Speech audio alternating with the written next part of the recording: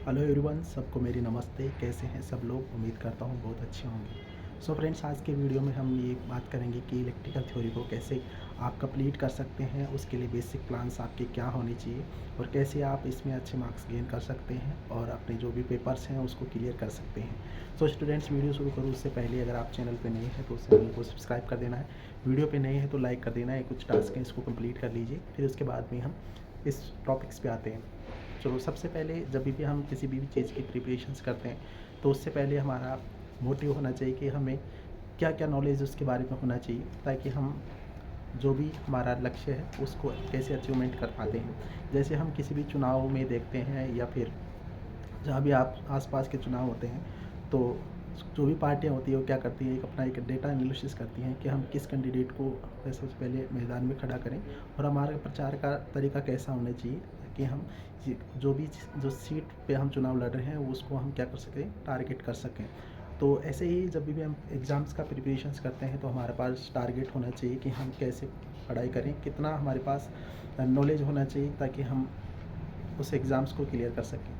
तो थ्योरी की मैं बात कर रहा हूँ, मैं थ्योरी की कैसे करें। तो देखिए, इस रिसेंट में एग्ज़ाम्स हुए हैं अभी ALPC BT2, तो इतने क्वेश्चंस पूछे गए हैं लगभग। आप देखिए, ये वाला मेरे पास लिख रखा हुआ है। ये देखिए, मैं नोट्स मैंने प्रिपेयर किया है और एक एक सब्जेक्ट को मैंने काफ़ी डीप से स्टडी किया है कि कितना नॉलेज आपका होना चाहिए। हालांकि मैंने भी क्लियर किया है, उसके बाद में मैं आपको बता रहा हूँ। तो सबसे पहले तो आपका बेसिक नॉलेज अच्छा होना चाहिए। PYQs के भरोसे रहेंगे तो आप क्लियर नहीं कर पाएंगे। जैसे भी हमने इस बार एग्ज़ाम्स के अंदर देखा कि जो बच्चे को ठीक ठाक नॉलेज था वो क्लियर कर पाए और जिनका नहीं था वो एक एक दो दो नंबर से रह गए। तो हमारे पास सिर्फ 27 नंबर का टारगेट नहीं होना चाहिए। जैसे ट्रेड क्वालिफाई करने के लिए हमारे पास 50-55 नंबर का टारगेट होना चाहिए। 50 या 55 नंबर के लगभग का टारगेट होगा तो ही हम क्या करना है, अचीवमेंट कर पाएंगे उस चीज़ को ग्रो कर पाएंगे, उस चीज़ को अचीवमेंट कर पाएंगे जिसके लिए हम प्रिपेयर हो रहे हैं। तो सबसे पहले जो बेसिक पार्ट होता है इलेक्ट्रिकल थ्योरी का, वो होता है हमारे पास मशीन। तो मशीन से आपको मशीन आपका अच्छे से क्लियर होना चाहिए, जब भी आप क्लियर कर पाएंगे। मशीन के अंदर कौन कौन से आते हैं, जैसे हमारे पास AC मोटर हो गया, DC मोटर हो गया, जनरेटर हो गया, अल्टरनेटर हो गया, सिंक्रोनस मोटर हो गई। ये हमारे पास मेन चैप्टर है। तो इन चैप्टर से आप देखेंगे मेरे पास 4 बना रखे मैंने, 4 पेपर बनाए।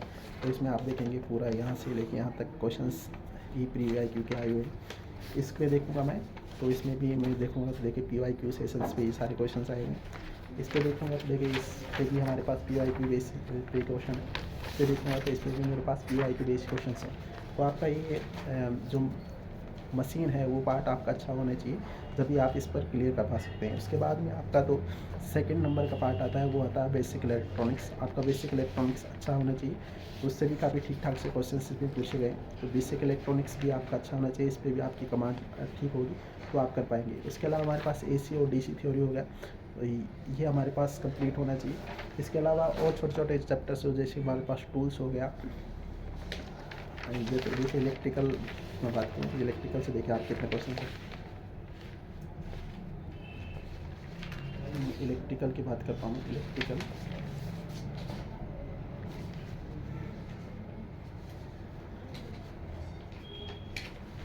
देखिए हमारे पास 6 चैप्टर हैं। इसमें AC और DC दोनों थ्योरी कंप्लीट की मैं बात कर रहा हूँ।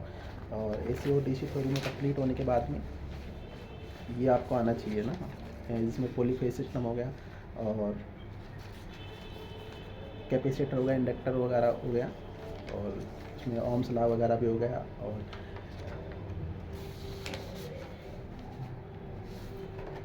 ना ये 3 फेज सिस्टम के अंदर वो वाली और स्टार डेल्टा कनेक्शन वाली लाइन, वो वाला सब कंप्लीट होना चाहिए। तो ये सारे जो क्वेश्चंस पूछे गए ये किससे पूछे गए, बेसिक इलेक्ट्रिकल से AC और DC थ्योरी से। तो ये वाला चैप्टर आपका कंप्लीट है।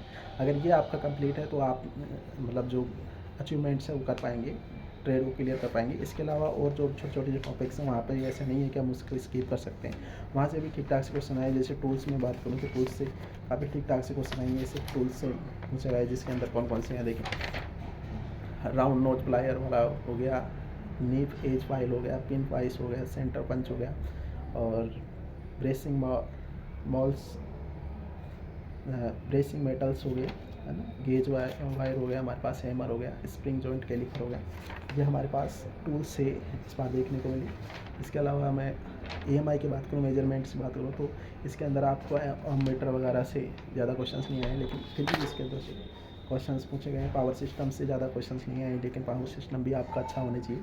इसके अलावा सेफ्टी से काफ़ी ठीक ठाक से क्वेश्चन आए। अगर सेफ्टी वाले क्वेश्चंस को मैं हटा दूँ तो बहुत सारे बच्चे इसमें लिटरली फेल करते हैं, क्योंकि इसमें सेफ्टी के वाले क्वेश्चंस ही हैं जो आपको बचा लेते हैं थ्योरी के अंदर। तो सेल वाला भी आपका आना चाहिए। सेल और बैटरी से ज़्यादा क्वेश्चंस नहीं आए हैं, सेल और बैटरी से सिर्फ इतना से क्वेश्चन है, तो ये वाला आप कर दीजिए। मैग्नेट से मैं जब कम पढ़ेंगे तो भी आए, 1-2 क्वेश्चन से मेरे को देखने को मिला है। इसके अलावा इलेक्ट्रॉनिक्स, जैसे मैंने बताया कि इलेक्ट्रॉनिक्स का आपका अच्छा होना चाहिए, जब जाके आप कवर अप कर पाएंगे।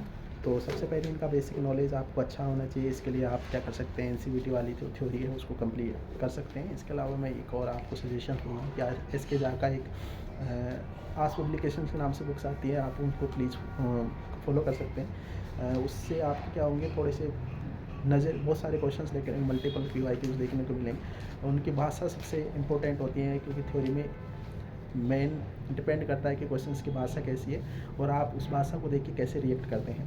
तो ये इतने सारे क्वेश्चन जो मैं बता रहा हूँ, ये सारे क्वेश्चन इसी में ही पूछे गए, इसी एग्ज़ाम्स के अंदर।